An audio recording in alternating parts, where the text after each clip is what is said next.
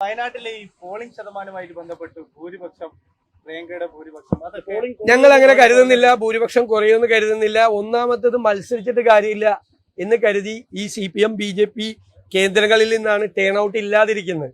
പിന്നെ അവർ വന്നു കഴിഞ്ഞാൽ അവർ പ്രിയങ്ക ഗാന്ധിക്ക് വോട്ട് ചെയ്യും. എന്നാ പിന്നെ ആ പാർട്ടി പോകണ്ട എന്ന് പാർട്ടിയും പറയണമെന്നാണ് എനിക്ക് തോന്നുന്നത്. വന്നു കഴിഞ്ഞാൽ വന്ന് പ്രിയങ്ക ഗാന്ധി ഞങ്ങളുടെ വോട്ടർമാർ എല്ലാവരും വന്ന് ചെയ്തിട്ടുണ്ട്.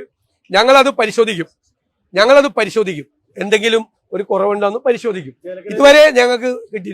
ചേലക്കര നിങ്ങളൊരു കാര്യം മനസ്സിലാക്കേണ്ടത്, കഴിഞ്ഞ പാർലമെന്റ് ഇലക്ഷന് ചെയ്ത വോട്ടിനേക്കാൾ 12,000-ത്തിലധികം വോട്ട് കൂടുതൽ ഈ അസംബ്ലി ഇലക്ഷനിൽ ചെയ്യും.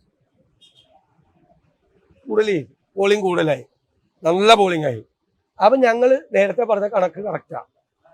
ഒരു 5,000 വോട്ടിന് താഴെ, ഞാൻ കരുതുന്നത് 3,000-നും 5,000-ത്തിനും ഇടയിൽ, വലിയ അവകാശവാദമൊന്നുമില്ല, ജയിക്കുമെന്നാണ് ഞങ്ങളുടെ കണക്ക്.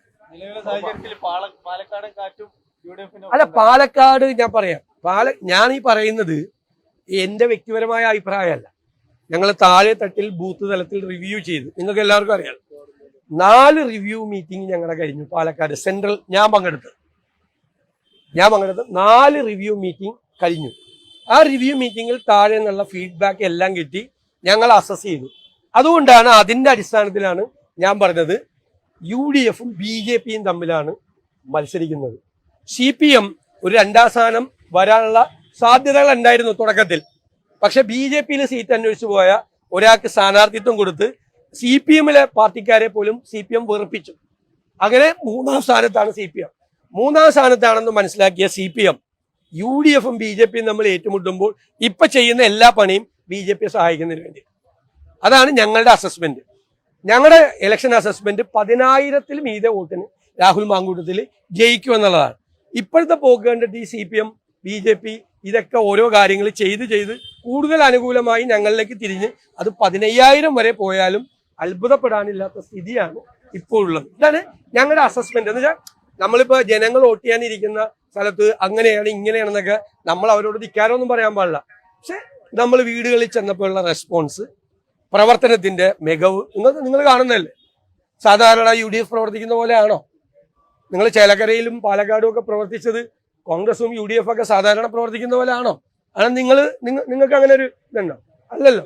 ഇപ്പോൾ വളരെ വ്യത്യസ്തമായ, വളരെ പ്രൊഫഷണലായി, വളരെ പ്ലാൻ ചെയ്ത് മെറ്റിക്കുലസ് ആയി ഒരു കുടുംബം പോലെയാണ് UDF നിന്ന് പ്രവർത്തിക്കുന്നത്. അതിന്റെ റിസൾട്ട് ജനങ്ങൾ തരും. ഞങ്ങളെ കുറിച്ച് ആളുകൾക്കെല്ലാം ആകെ ഉണ്ടായിരുന്ന പരാതി നമ്മൾ വഴക്കടിക്കും, തമ്മിലടിക്കും, പ്രശ്നം ഉണ്ടാക്കും, താഴെ തട്ടിൽ പ്രവർത്തിക്കില്ല.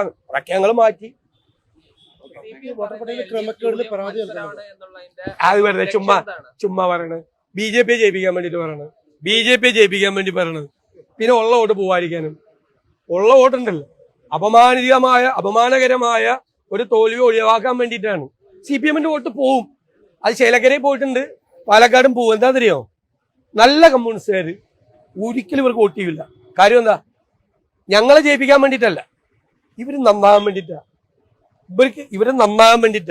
അത് പാർലമെന്റ് ഇലക്ഷൻ ഉണ്ടായിട്ടുണ്ടാവും വോട്ട്. ഈ ഇലക്ഷൻ അങ്ങനെ ജയിച്ചാൽ എന്തായിരിക്കും അഹങ്കാരം? അവരുടെ പാർട്ടിക്കാർക്ക് അറിയാം. അതുകൊണ്ട് കൃത്യമായിട്ട് അവരത് കുറെ CPM വോട്ടുകൾ കൂടി ഞങ്ങൾ പ്രതീക്ഷിക്കുന്നുണ്ട്. ഉറപ്പായിട്ട് പാർലമെന്റിൽ ഞങ്ങൾക്ക് കിട്ടിയതാണ്, പാലക്കാട് കിട്ടിയതാണ്. അതേപോലെ ഞങ്ങൾ പ്രതീക്ഷിക്കുന്നു. അത് ഇലക്ഷൻ കഴിഞ്ഞിട്ടേ ആ പ്രൊസീജിയർ ചെയ്യാൻ പറ്റുള്ളൂ. അപ്പൊ നമുക്ക് ആലോചിക്കാം.